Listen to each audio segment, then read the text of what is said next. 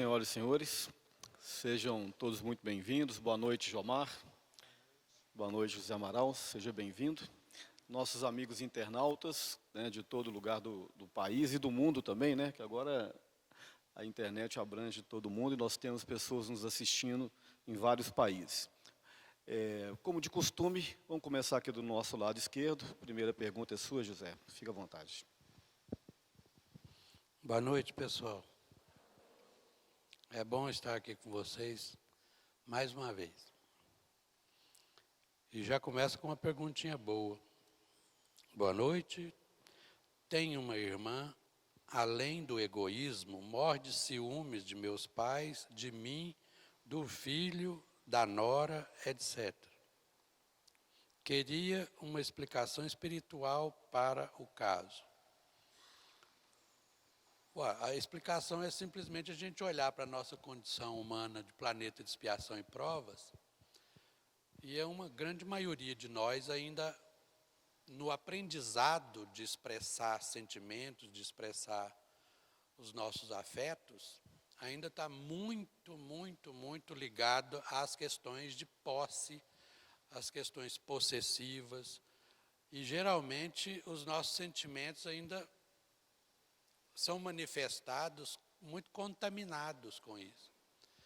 Às vezes não é por maldade, é por falta mesmo de experiência, por falta de maturidade na capacidade de sentir. Isso a gente vai adquirindo ao longo do tempo. Amar uma pessoa, expressar o amor e libertar essa pessoa ainda é muito complicado para nós. Aí então a gente expressa amor. Eu te amo, mas você tem que ficar debaixo da minha tutela. Eu te amo, mas você tem que ser só meu. Você é meu amigo, eu gosto muito de você, mas você não pode ter outros amigos, porque senão eu considero como sendo uma traição. São questões da nossa condição evolutiva ainda, questões de espíritos que estão caminhando na trajetória evolutiva, muito mais próximos da infância do que da maturidade. Obviamente, é para isso que a gente está aqui, aprendendo, tentando colocar em prática aquilo que a gente aprende, e aos poucos a gente vai aprendendo a amar ou expressar os nossos afetos incondicionalmente, sem exigir nada em troca. E quando a gente faz isso, obviamente a gente está subindo os degraus na escala evolutiva. Então, às vezes, a gente imagina que seja por maldade.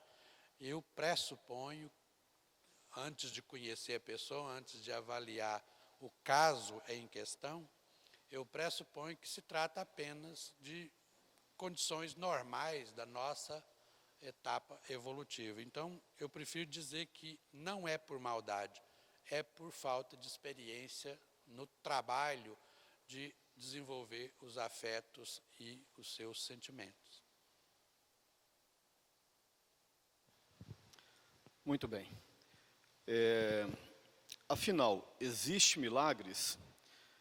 Bom, milagre na acepção comum do termo, né, no senso comum, é algo que esteja fora das leis da natureza, algo que seja extraordinário, né? Então, nesse conceito de milagres, o Espiritismo entende que ele não existe. Porque para a doutrina espírita, tudo que acontece está dentro das leis da natureza, mesmo que a princípio sejam leis que nós não compreendamos, né? Existem algumas leis da natureza que a gente ainda não consegue compreender. A gente conhece a lei do eletromagnetismo, da termodinâmica, da gravitação, né? Mas tem algumas interações da natureza que a gente ainda não consegue entender. Então, são coisas que extrapolam o conhecimento humano. Então, por exemplo, se nós disséssemos que há 120 anos atrás, se eu acendesse aqui uma lanterna, ia ser considerado um milagre, né? Se dissesse há 100 anos atrás que nós poderíamos tirar o coração de uma pessoa, um coração doente, e substituir por um outro coração, também seria um milagre. Então, são coisas que naquela época jamais se conceberia. Não se conceberia, por exemplo, que o homem fosse à Lua, ou que mandássemos uma nave em Marte, por exemplo, né? Então, à medida que a humanidade caminha no campo do conhecimento, certas barreiras da ignorância vão caindo. E tem muitas coisas que nós ainda não conseguimos entender. Aí a gente pega sempre como exemplo os milagres de Jesus, né? Ah, mas aqueles milagres que Jesus fez. Fez ou não fez? Eu acredito que fez. A maioria daquilo que aconteceu, aqueles fatos extraordinários, de fato foram reais, né? Aí como é que a gente pode enxergar isso? São leis que ainda nós não compreendemos. O Espiritismo ajuda-nos a compreender algumas delas. Por exemplo, a lei do magnetismo, né? Eu vou citar aqui uma passagem que todos nós conhecemos, que é de Lázaro. Que Lázaro estaria morto e Jesus então foi lá para ressuscitá-lo. Bom, dentro da concepção espírita, o Allan Kardec nos explica que Lázaro não estava morto. Ele era um cataléptico, né? Catalepsia é aquela doença que tem uma morte aparente, mas não é uma morte efetiva. Então a gente entende o quê? Que Jesus, que era dotado de conhecimentos magnéticos realmente desenvolvidos, porque é um espírito altamente evoluído, Jesus então magnetizou os centros de forças de Lázaro, né? O princípio vital se restabeleceu e ele disse: Lázaro, levanta-te, porque ele sabia de antemão que Lázaro também não estava morto. Uma outra passagem também conhecida, chamada hemorroísa, né? Aquela mulher que tinha um fluxo sanguíneo contínuo. E essa mulher, segundo diz a Bíblia, o Evangelho, ela tinha 12 anos que ela procurava por ajuda médica, por solução para o problema dela.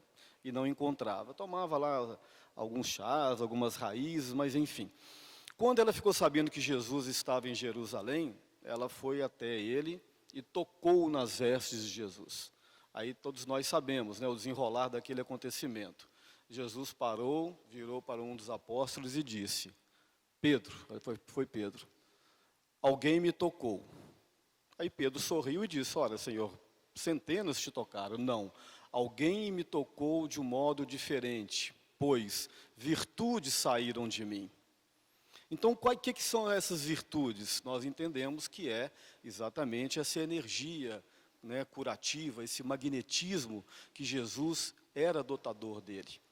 E ela, então, recebeu aquela energia, porque ela buscava essa cura, ela tinha merecimento. Né? Senhor, tu me curastes, disse ela. Aí Jesus retrucou: não, a tua fé te curou, a tua vontade de se curar. Então, algumas dessas passagens do Cristo, dos ditos milagres, o Espiritismo nos dá a condição de entender. Outros ainda não conseguimos compreender. E também a gente tem algumas dúvidas se todos esses milagres foram, sim, exatamente dessa maneira. Aquela questão da multiplicação dos pães, né, que ele alimentou 5.000 pessoas. Eu não sei se ele alimentou materialmente ou ele alimentou através da palavra, né, do seu magnetismo. Então, tem certas coisas que nos pairam dúvida. Ou seja, resumindo, para o Espiritismo não existe milagre na acepção comum do termo. Existem coisas que nós ainda não sabemos, talvez, comprovar ou revelar. Se você quiser acrescentar alguma coisa aí, Jomar, fique à vontade. Não, está perfeito, é isso mesmo. Eu lembrei de um filósofo que fala do avião, que antes da gente conhecer a lei, né, as leis físicas, que voar parecia um milagre. Mas quando a gente conhece as leis, inclusive da aerodinâmica, né, que dá o suporte ao avião, e você vê um Boeing daquele de várias toneladas sendo suspenso no ar, a gente fica impressionado com que o conhecimento das leis, a gente utilizando essas leis, a gente parece derrogar outra lei, que é a lei da gravidade. Mas não é derrogação da lei da gravidade, é você utilizar outras leis para fazer aquele fato fantástico, que é um avião de várias toneladas, ficar no ar. Bom, uma questão interessante, que muitas vezes até a gente não usa adequadamente. Afinal, o que é espiritualidade? Tem alguma coisa a ver com a fé? Tem sim. Espiritualidade é um adjetivo. Igual eu tenho assim maldade, bondade, eu tenho espiritualidade, que seriam aquela qualidade espiritual do espírito, né? Nossa qualidade de espírito. E espírito tem uma conotação de o contrário da matéria, o diferente da matéria. Então, quando a gente fala de espiritualidade, a gente está evocando valores de algo que está fora desse mundo visível, que está fora dessa matéria. Então, quando a gente fala assim, a espiritualidade do Zé Amaral, a espiritualidade do Jomar, a gente está se referindo a tudo aquilo que não é visível, que não é o corpo, mas, por exemplo, ao humor, né, ao sentimento, aos valores, isso tudo é espiritualidade. No meio espírita, a gente tem um vício de falar assim, a espiritualidade aqui presente, querendo se referir aos espíritos superiores. Mas quando eu quero falar espíritos superiores, né, missionários e tal, são espíritos, são sujeitos. Espiritualidade é qualidade, é um adjetivo. Então a gente muitas vezes não usa espiritualidade da forma correta no meio espírita. E tem a ver com a fé? Tem muito a ver com a fé. A fé é uma das características da nossa espiritualidade. A fé, a gente confunde a fé com a crença, né? Mas crença vem do credere, do latim, que significa dar crédito a alguma coisa. Então eu posso dar crédito, por exemplo, né? Dar um crédito para o Alexandre, dar um crédito para o Zé Amaral, que é diferente de fé, que vem do latim fides, que significa confiança. Confiança é muito mais forte do que a crença. Então, quando a gente tem fé, a gente confia. É diferente crer em Deus e confiar em Deus. Confiar em Deus é muito mais forte. E o Espírito de Pedro, que nos orienta, ele fala que a fé tem 3 dimensões, que sem uma dessas 3 a fé fica incompleta. A primeira dimensão é essa, confiança. Se não houver confiança, não tem fé. A segunda dimensão é a razão. Sem razão, a fé é cega. Porque você pode ter confiança em algumas coisas que são irreais, que são ilusórias. Então, a razão tem que caminhar com a fé. E o terceiro dimensão da fé, a terceira dimensão da fé, é a ação. Porque só ter confiança, mesmo que aliada à razão, e não fazer nada, a fé é morta. Não é uma fé que produz, que realiza. Então, a fé plena, completa, ela tem que ter confiança, razão e ação, prática, porque senão ela não realiza nada. E a fé, ela, como Paulo falava e ensinava, ela para nós significa o futuro que a gente ainda não alcançou, ou não chegou.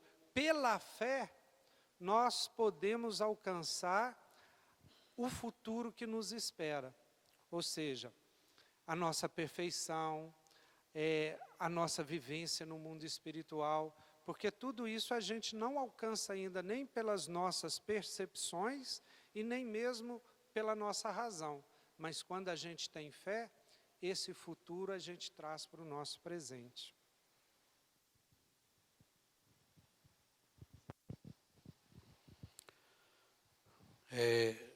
A pessoa diz assim, ó, já vi vários espíritos, não todos de uma vez. Posso me considerar médium, vidente? Não sei.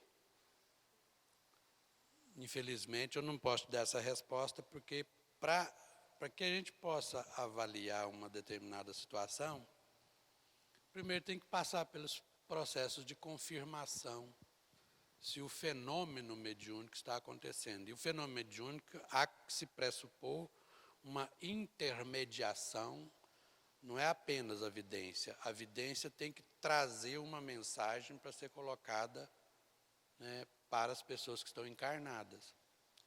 O fato da pessoa dizer que vê espíritos, às vezes, a gente na nossa trajetória, nas nossas andanças pela vida, quantas vezes aconteceu, né, das pessoas acharem que é uma determinada coisa e às vezes você vai procurar sondar e não é nada daquilo que a pessoa está falando. Porque nós temos uma tendência natural de acreditar que a gente é médium. O próprio Vicente, amigo da gente, que faz palestra aqui, teve um dia que ele chegou na minha loja e falou assim: Zé Amaral, vem cá que eu vou te mostrar uma coisa. Aí me levou ao centro espírita, estudante do Evangelho. O ventilador estava ligando sem o negócio estar ligado. E eu falei: uai, Vicente, olha lá em cima, às vezes tem uma infiltração de água e essa água deve estar dando contato nos fios internos lá dentro. Para dar. Aí ele foi lá e viu, mas ele já estava na adrenalina lá em cima, pensando que o ventilador. Outro chegava na minha loja e falava assim: Zé Amaral, eu estou conversando com o meu abajur. Eu falei: mas boa, tomara que eu seja amigo. Aí você é obrigado a fazer o critério científico, não dá para você simplesmente, olha, você vai me explicar de fato o que está acontecendo. Só pela explicação você já percebe que não é real, é apenas um fenômeno físico. Aí eu falava para ele: o que está acontecendo? Ele falou: é porque toda noite eu vou para casa, aí eu ligo o abajur e faço as minhas leituras. Depois de uma hora e meia mais ou menos, aí eu desligo o abajur e vou dormir e eu escuto o meu abajur dando estralos. E eu acho que ele está querendo se comunicar comigo. Eu falei assim: uai, então você vai fazer um teste hoje e amanhã você volta para me dar a resposta. Na hora que começar a dar os barulhos, provavelmente pela dilatação, porque quando ele está aceso, ele fica quente. Na hora que você desliga, principalmente no tempo de frio, o esfriamento é muito rápido, então pode acontecer de tipos de materiais, né, fazer alguns estralos. Normal, física, isso aí. Aí você vai para casa então hoje e conversa literalmente com o seu abajur. Fale alto. É um espírito que quer se manifestar se for 2 batidas, porque se for uma só, arrisca acontecer. Então tem que ser 2 batidas seguidas. E estabeleça um código de comunicação. No outro dia chegou lá e falou assim: não era não, Zé. Eu falei: pois é, a gente precisa primeiro testar e checar. No caso da vidência, é mais complicado, porque como é um fenômeno subjetivo, não tem como a gente verificar. Porque se for um caso de materialização, aí todos que estão em volta veem. Mas aí o fenômeno é um fenômeno de efeito físico em que há a materialização e a sensibilidade pela luz. Qualquer pessoa que estiver perto enxerga normalmente. Vidência fica mais complicado da gente, a não ser que tenha um médium já formado, que já está trabalhado, educado, ao lado para checar as informações do médium vidente. Caso contrário, infelizmente, a gente não tem condições de responder afirmativamente ou negativamente uma pergunta dessa. Primeiro tem que se fazer estudos a respeito para checar se realmente pode ser prenúncio de uma mediunidade de vidência. José, só um complemento: Kardec faz um estudo muito interessante sobre a vidência no Livro dos Médiuns. Então tem lá a mediunidade de vidência, é só ler, pegar o livro na biblioteca e ler. e ele faz essa advertência que o Zé fez aqui, que a vidência é uma das mediunidades que a gente pode ser mais enganado no sentido de ser imaginação, né, e não ser realmente uma vidência do mundo espiritual. Então, ele faz todas essas considerações no estudo que ele faz de vidência no Livro dos Médiuns. Está lá para vocês estudarem mais profundamente. João Mar, inclusive eu me lembrei uma coisa assim, uma senhora certa vez perdeu, né, o marido dela faleceu, e depois de um mês, mais ou menos, ela apareceu para conversar com a gente e falou assim, ô Zé, eu acho que eu estou vendo meu marido na minha casa. Eu falei assim, olha, não convém a senhora afirmar por enquanto não, porque é o seguinte, a gente confunde muito, principalmente porque a senhora viveu e conviveu com ele durante muito tempo nessa mesma casa. O que pode estar acontecendo é a memória da senhora, a memória visual, a memória de percepções, a memória de sensações, de presença. Então, fazer uma checagem primeiro para ter certeza se era a manifestação ou não do marido desencarnado, era necessário. Então, a senhora perceba se realmente faz parte de um processo novo que está acontecendo agora, ou se é só aquele momento em que a senhora, de repente, olha assim e parece que a senhora viu ele passando ali. Isso acontece com a gente. A minha esposa, por exemplo, está para Goiânia e eu, de vez em quando, escuto ela andando dentro de casa, opa, espera lá.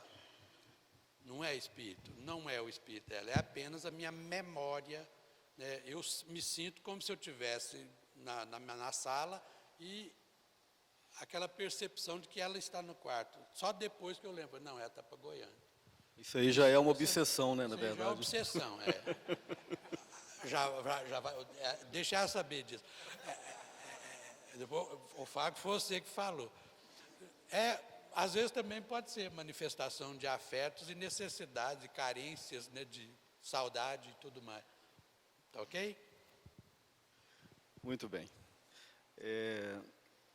A projeção astral seria o caminho inverso da mediunidade? Bom, não é o caminho inverso, não. Acredito que é uma das trilhas da mediunidade, né? Um viés da mediunidade, é a chamada projeção astral. E quem estudou muito essa questão foi o Valdo Vieira, né? Ele até desenvolveu toda uma linha teórica, né, Zé? Progestologia, né? E está muito ligado à emancipação da alma, que o Allan Kardec trabalha lá no Livro dos Espíritos e trabalha no Livro dos Médiuns também. Então, eu diria que é uma das facetas da mediunidade. O desenvolvimento parapsíquico, mediunidade, projeção, vidência, acontece em níveis diferentes do desenvolvimento espiritual, ou seja, é uma coisa e outra coisa. Sim, eu acredito que há uma distinção. O médium, propriamente dito, ele não é um espírito desenvolvido moralmente, né? São coisas distintas. Nós vamos encontrar médiuns de todas as naturezas do ponto de vista moral. Agora, uma vez que a criatura detectou a mediunidade e começou a desenvolvê-la, estudá-la e trabalhá-la, é interessante que ele também faça uma vigilância moral no aspecto de como que ele vai aplicar essa mediunidade. Porque senão pode desencadear aí sim para um processo obsessivo, né?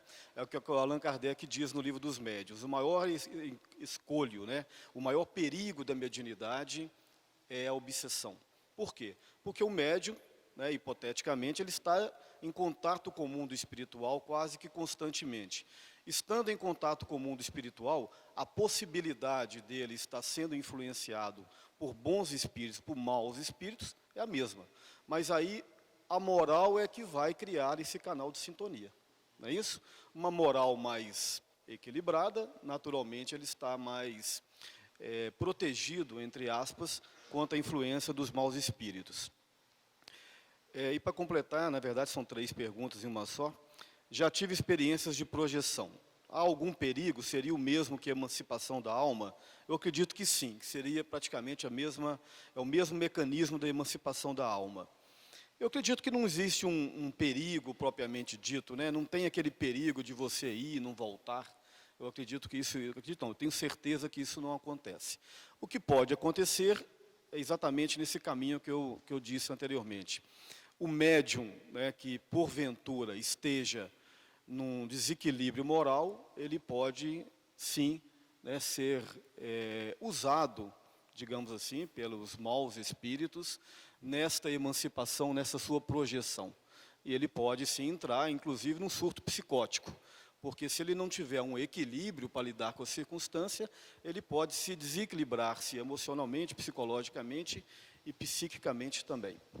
Quer acrescentar alguma coisa? Eu só me lembrei uma coisa, que a projeção da consciência todo ser humano faz, independente se acredita ou se não acredita, todas as noites. Alguns com mais capacidade de consciência, né, e mantida e preservada no mundo espiritual, outros muito menos conscientes, mas mesmo assim fazem a emancipação ou a projeção ou o desdobramento, que é uma faceta também que muitos interpretam dessa forma, que é nomenclatura do Livro dos Espíritos.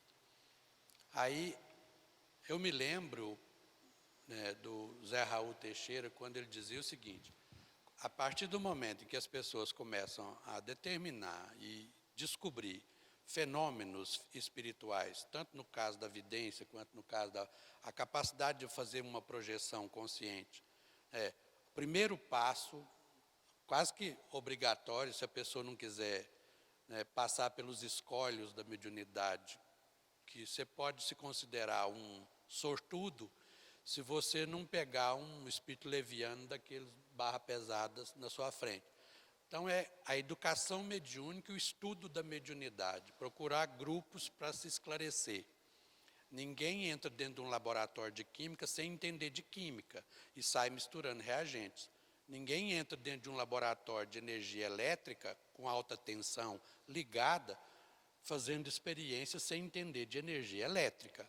Então, o sensato, o lúcido, é a pessoa procurar como lidar com a mediunidade. O Zé Raul Teixeira falava assim, a primeira coisa que eu ensino às pessoas que vão procurar a gente a respeito da mediunidade é, a pessoa já chega dizendo que recebe espírito. Eu falo, então vai aprender a desreceber. Porque a primeira coisa que tem que aprender é não receber espírito. Por quê? Porque é aí que você vai adquirir o controle da sua mediunidade. Você só dará passividade se você quiser e tiver condições de dar na hora certa, no lugar certo e para o objetivo correto. Eu passei por uma experiência dessa, você se lembra disso, né? Eu cismei de ser médium ostensivo, né? E fui participar de uma reunião mediúnica e sem o devido preparo, né? E também sem ter a faculdade, na verdade, né? E aí aconteceu isso que o Zé Amaral disse aí. Foi um período de muito sofrimento, mas de aprendizado também, né? Com certeza. Existem planos espirituais diferentes, dependendo do grau de evolução de cada espírito? Exemplo, o plano espiritual de Jesus é o mesmo de Chico Xavier, de Gandhi, etc. Isso é o que nos ensina a doutrina dos espíritos. Porque as informações que a gente tem do mundo espiritual são as informações que vêm através da mediunidade, que vêm sido estudados desde Kardec, toda uma história, né, de estudo, até chegar, por exemplo, nas obras de André Luiz, psicografadas por Francisco Cândido Xavier, que mostra com muita clareza essa diferença do mundo espiritual para o nosso mundo físico. Pedro também nos explicou de uma forma muito didática que seria o seguinte: aqui na matéria, o regime é temporal. Então, estão todos os espíritos no mesmo tempo. Significa que aqui agora, nesse espaço e nesse tempo, está um espírito no meu nível de evolução, no nível de evolução do Zé, no nível de evolução de cada um de vocês. E se tivesse aqui uma pessoa super evoluída, estaria aqui com a gente. Um Chico Xavier falando com a gente. No mundo espiritual, o regime é tempo-frequência. não é mais espaço-tempo. Então, na frequência, o que junta as pessoas, porque aqui nós somos juntados no tempo, nesse espaço e nesse tempo. O que junta os espíritos lá é a frequência. Então, são os espíritos na mesma frequência que dividem o espaço e o tempo deles lá. Isso significa que, se tiver um espírito numa frequência muito diferente, esses espíritos nem se veem. Na verdade, eles nos falam que os espíritos com frequências mais elevadas conseguem ver as outras frequências menores, mas as frequências menores não conseguem visualizar as frequências mais altas. Imagina a forma de onda. Você tem ondas lentas e ondas muito rápidas. A lenta não consegue perceber a rapidez de uma onda rápida. Já a rápida, ela percebe aquela lenta, porque dentro de uma lenta ela tem várias vezes, ela vibra ali dentro. Então, uma frequência mais alta enxerga as mais baixas. E André Luiz dá exemplo disso. Na colônia, né, na cidade espiritual de nosso lar, eles vão visitar outras regiões, digamos assim, né, regiões umbralinas, regiões que ele chama de abismais, e lá os espíritos que estão lá não conseguem ver André Luiz e sua equipe de socorro. Muitas vezes eles não percebem, porque eles estão numa outro tipo de vibração. Então, esses planos espirituais, ou mundos espirituais, eles são de acordo com as frequências conscienciais dos espíritos. E Jesus, né, esse grande mestre, ele já ensinava isso. Lá no final do Evangelho de João, quando ele já sabe o que vai acontecer e ele está fazendo todas aquelas cerimônias para despedir dos apóstolos, e quando ele revela, né, que vai acontecer, e ele sente que os apóstolos ficam todos tristes, ele fala assim para os apóstolos: não turbeis os vossos corações. Eu vou primeiro, mas hei de vos guardar um lugar, pois na casa do Pai existem várias moradas. Então, essas várias moradas que Jesus estava falando, eram exatamente esses vários planos ou mundos espirituais. E Jesus estava lá prometendo, não só para os seus apóstolos, mas para toda a humanidade, que cada um de nós tem um lugar reservado lá.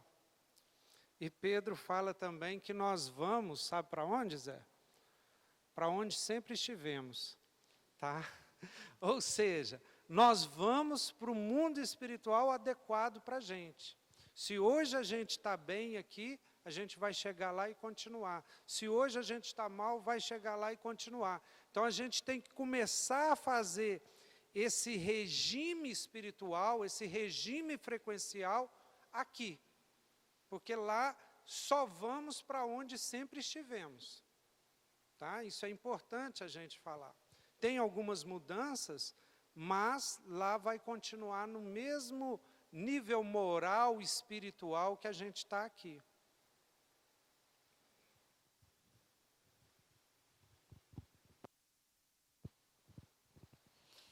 O que explica que eu tenha constantemente flashes de quando, no passado, eu abandonei muitas vezes meus entes amados de hoje.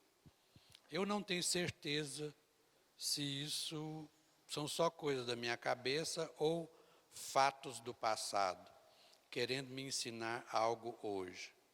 Mas, se for mesmo verdade, explicam muitas coisas atualmente. Como contornar isso e prosseguir diferentemente do que eu tenha feito? Obrigado. Eu acho que a pessoa faz a pergunta e já responde mesmo, porque não tem outra resposta a não ser, de qualquer maneira, haja como se você tivesse abandonado e precisa hoje cativar, e precisa proteger, e precisa amar, e precisa ser feliz com essas criaturas. Porque se acontecer o contrário, é assim que tem que continuar sendo. Em qualquer circunstância, né, o que a gente precisa é aprender a se relacionar bem, aprender a exercitar o amor com essas pessoas que estão do nosso lado. Não importa se aconteceu ou se não aconteceu. Quando existem lembranças, por exemplo, do passado, essas lembranças são específicas, são incontestáveis, e geralmente acontece em crianças com menos de 7 anos de idade, porque ainda é o espírito adulto que está se manifestando, porque a reencarnação vai se consolidar em torno dos 7 anos de idade. Então, muitas vezes, muitos casos são colocados, né? Ontem eu estava, inclusive, lendo e até enviei para o pessoal das redes sociais, um caso de uma criança que, eu só me lembro o primeiro nome dela, James, que era piloto na Segunda Guerra Mundial, foi batalhar contra os japoneses, e os japoneses abateram o avião dele e ele desencarnou em alto mar.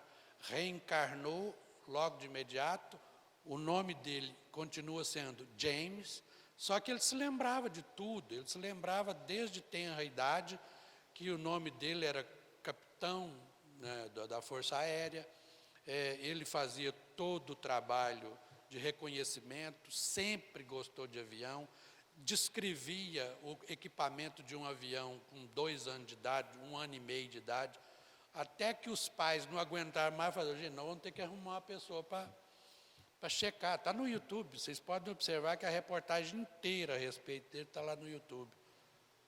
O caso de reencarnação de James, 3 pontinhos, já vai aparecer o caso no YouTube, vocês assistam, 25 minutos, dá toda a reportagem.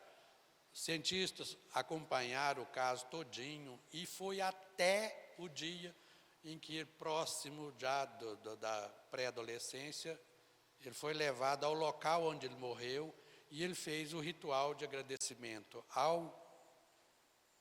James anterior, né, e assumiu definitivamente a condição de James atual. Todos os detalhes confirmados através de fotos, através de colegas. Ele encontrou com 3 colegas também que haviam morrido na mesma guerra no mundo espiritual. Ele tinha 3 amiguinhos, 3 super-heróis, né, bonequinhos de super-heróis. O nome dos 3 bonequinhos de super-heróis dele eram 3 nomes dos caras que haviam morrido, que depois foram todos confirmados. O caso é muito rico de detalhes, muito rico de documentação. E aí, quem quiser, por exemplo, se colocar nesse aspecto, ver essa possibilidade, então, a lição que nos traz aqui essa pergunta é, não importa se você abandonou lá no passado ou se não abandonou, haja como se tivesse abandonado, como se tivesse errado e faça com que agora nunca isso aconteça.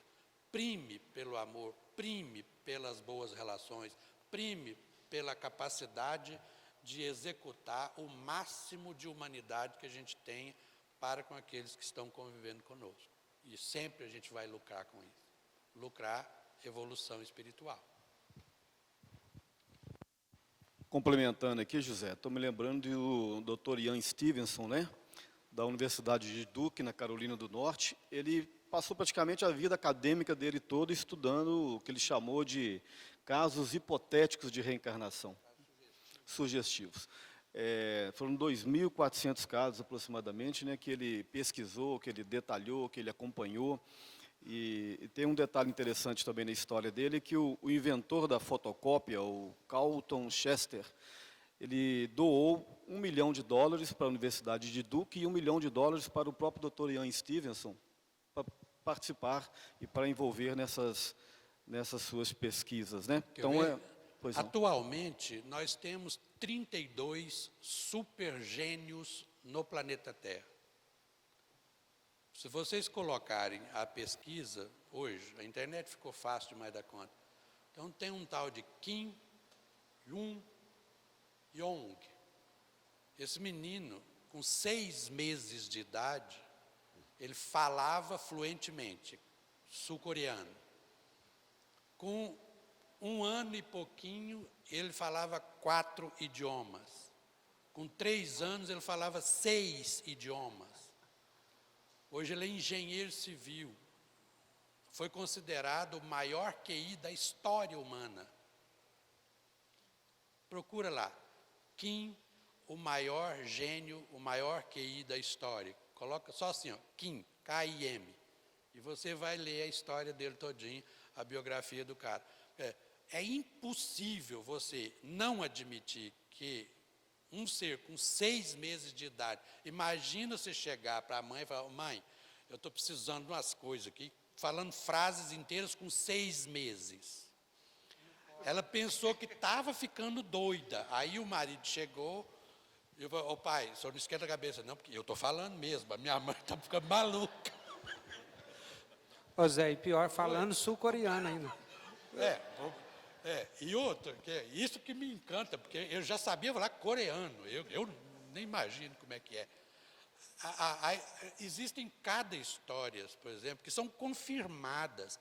Oi, esse cara trabalhou na NASA, esse cara fez trabalhos extraordinários no campo da ciência humana. Não admitir a reencarnação é por pura, sem noção, é por pura sem noçãozeza que a gente tem ainda, porque a reencarnação ela está mais do que documentada ao longo da história. Só por questões mesmo de necessidade de que a mudança na nossa história aconteça paulatinamente, sem trancos, sem aos trancos e barrancos. Só por isso ainda justifica a gente não admitir claramente que está acontecendo tanta coisa nesses últimos tempos. É só observar que as informações são inúmeras a respeito disso. Meninos gênios, coloquem lá para vocês verem, vocês vão se deliciar com cada história que é extraordinária. Muito bem. Conheço uma pessoa que é médium, fala de Deus toda hora, reclama de fazer um prato de comida para os outros. Adianta essa pessoa falar de Deus e ser médium? A gente tem que quebrar esse estigma, esse estereótipo de que o médium é um ser superior. Muito pelo contrário. Segundo Emmanuel, quem for lá no livro Consolador e ler o que o Emmanuel fala sobre os médiuns na sua generalidade, vai cair do pedestal e vai desistir de ser médium. Ele diz que são praticamente almas que faliram desastradamente dos píndaros do poder e da glória e tudo mais. Quer dizer, são almas extremamente devedoras. Quanto maior a mediunidade, é porque maior foi o tamanho do estrago. Então, o médium ostensivo, que tem uma grande ostensividade, é como se ele viesse com um grande mecanismo, com um trator, para poder tampar o enorme buraco que ele causou no passado. Então, os médiuns, na sua generalidade, não são almas elevadas, como a gente, de uma forma equivocada, a gente acredita. Agora, existem, obviamente, os médiuns que são seres, como por exemplo, como Jesus, que é aquilo que nós chamamos de mediunato. São seres realmente atípicos, mas são muito raros. Então é só você quebrar esse estigma de que, na verdade, o médium não é esse ser superior que você imagina que seja, não. E se ele está falando de Deus, ainda bem. Pior se estivesse falando do diabo toda hora, Então está de bom tamanho. Isso. Gente, eu senti curiosidade, como é que o Zé Amaral fica descobrindo essas coisas na internet, Passar o dia inteiro lá procurando essas coisas aí para contar para nós. Bom, tenho sonhado muito com pessoas mortas me perseguindo e que não conheço. Tem algum significado? Eu primeiro fiquei em dúvida. Ele está sonhando com pessoas mortas, mas ele não conhece. Como é que ele sabe que está morto? Hein, Zé? Mistério. Mas ele sabe que está morto. Bom, é claro que eu não sei, gente? Não tem como eu responder se tem algum significado. Mas eu posso falar um pouquinho do sonho para ver se a própria pessoa pode descobrir o significado disso para ela. Basicamente, existem 3 tipos de sonho. O primeiro sonho vem de uma necessidade fisiológica. Esse sonho é aquele que você está assim com vontade de fazer xixi, aí você vê assim no sonho um laguinho, vê aquele laguinho assim e fala, é aqui mesmo que eu vou fazer, e faz. Aí você acorda todo molhado. Esse é o sonho da necessidade fisiológica. Tem um outro sonho que é mais complexo, é o sonho da necessidade psicológica.